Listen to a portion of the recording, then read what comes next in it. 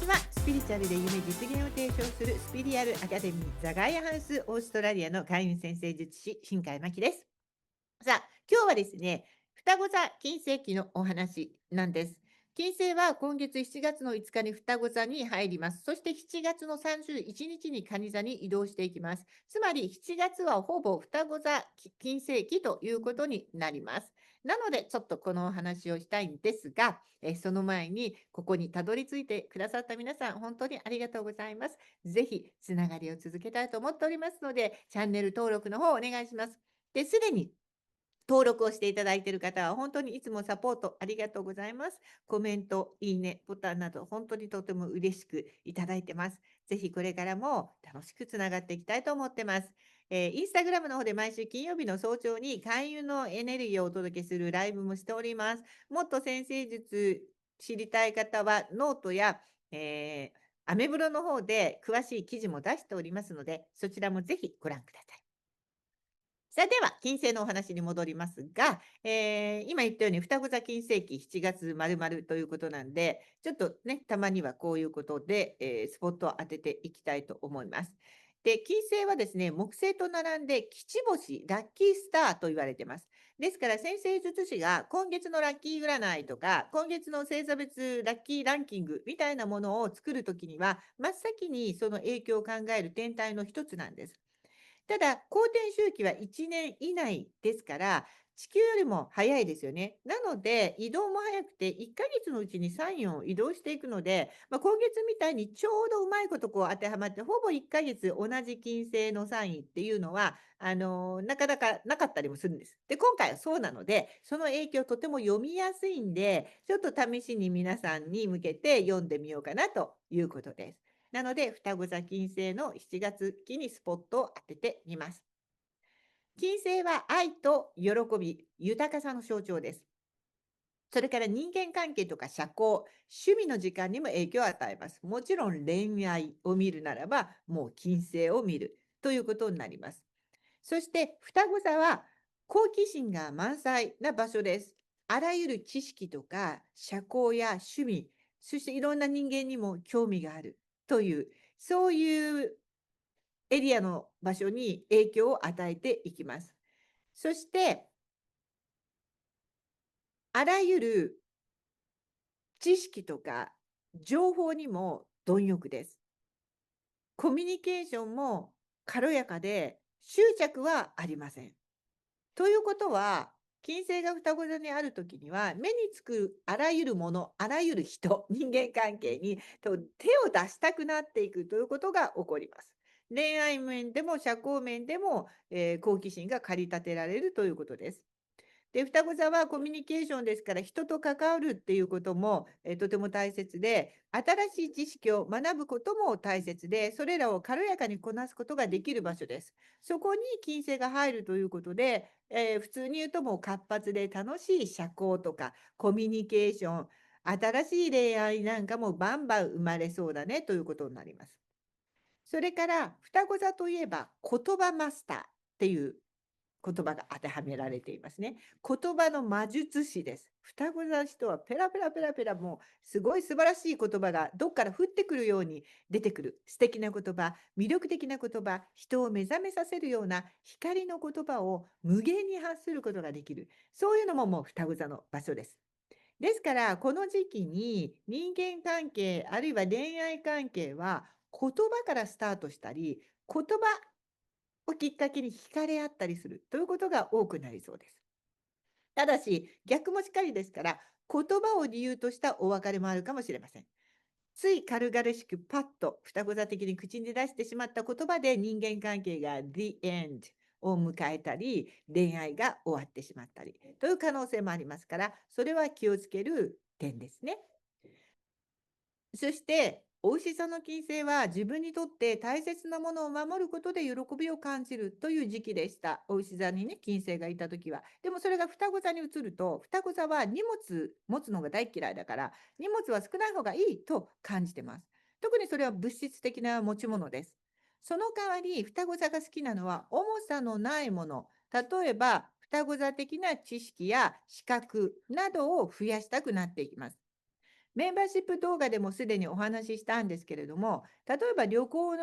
などに行くときに、寒いと困るからダウンジャケットを入れて、でも暑い時のために水着も入れて、もしもの時のためにいろいろなものを持とうとすることで、全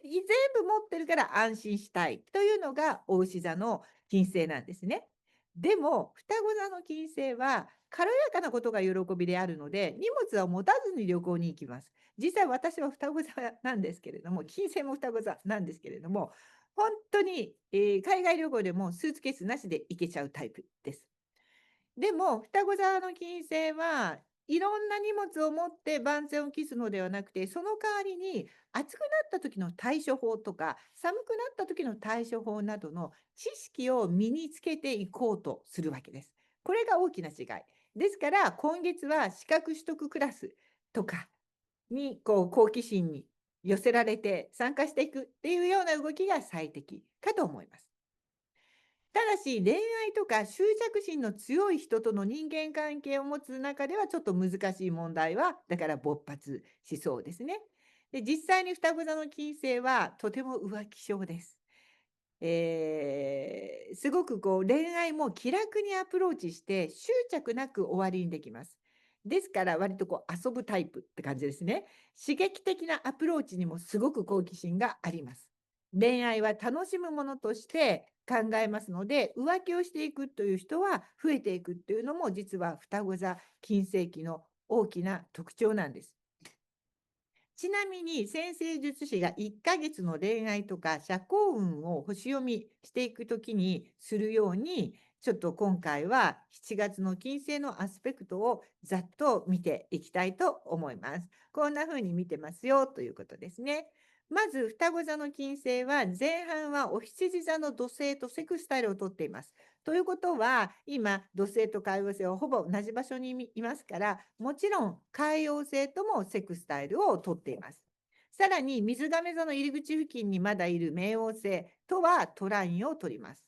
ということは、より刺激を求めて、変化を求めて、新しい出会いに積極的になったり、一瞬で一目惚れ、恋に落ちたりする可能性は大いにありますし、やはり浮気してしまいそうなエネルギーがめちゃめちゃ強いです。もともとそっちのタイプの人はもうかなりそう言っちゃうし、本当はそうじゃない人もちょっとそういう傾向があります。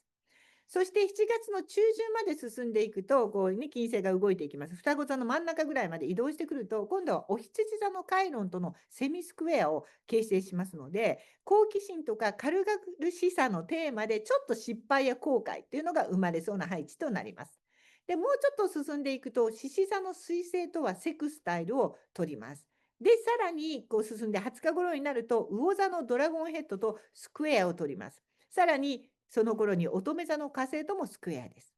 これはもうまさしく好奇心に任せて、もう興味に任せて軽々しく始めちゃった恋愛とか人間関係ですが、ここで感情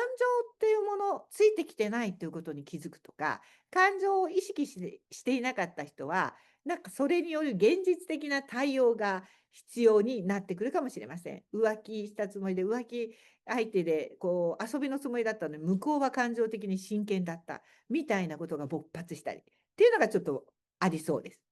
そして完全に後半になると獅子座の水星とセミスクエアを取り、金星が蟹座に移る前には最後にお羊座のカイロンと、セクスタイルを取っていきます。そうするともうこの7月の最後には、あれ、ちょっと好き勝手やりすぎちゃったなという反省もあり、改めて人と人とってもっと感情的な深いつながりの大切さも必要なんだということに気づき始めるアスペクトが続くということです。